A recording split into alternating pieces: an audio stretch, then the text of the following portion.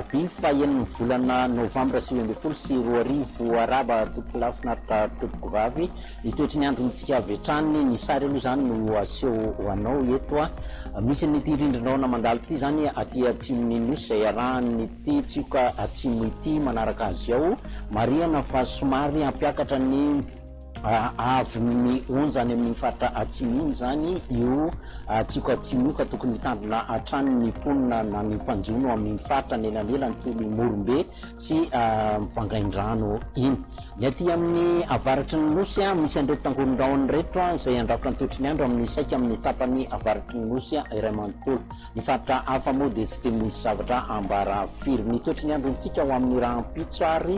ny orana aloha zany aty amin'ity faritra ny sava mahazo koa antsiranana sava ny tapany avaratra analanjorofo iny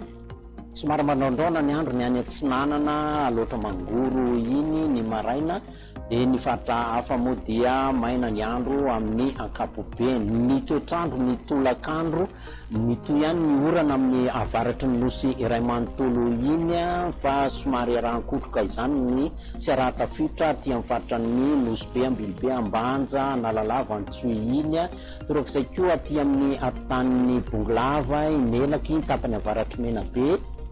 aty amin'ny faritra natsimatsinanana ny ilan'ny atsinanan'ny iorombe sy ny faritra aty manakaiky ny taolanaro marina fa arahana tafitra hatrany izy ireo ary ny faritra manodidina ny taolanaro iny koa dia ahery ny fitsokan'ny rivotra ny tolakandro izany ny faritra hafa dia maina amin'ny ankapobena dia somary misy ihany aza ny raoraona kely ny any faritra ny atsinanana iny aty atsinanana aty zany sy ny faritra loatra mangora ary ny ilan'ny atsinanany analamanga ny marim-panantsika tsy dia misy fiovana firy aloha atoato 720 220 ny faritra anatiny ary raika ambiroapolo hatramin'ny 40 degré celsius ny faritra hafa ny mafana indrindra zany dia aty amin'ny faritra ny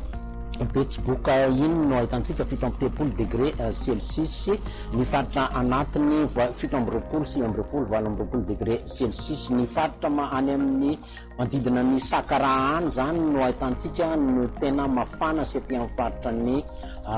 malaimbandy miandro vahazo aty zany ahitantsika ny maripana matratratrany amin'ny 7 degré celsius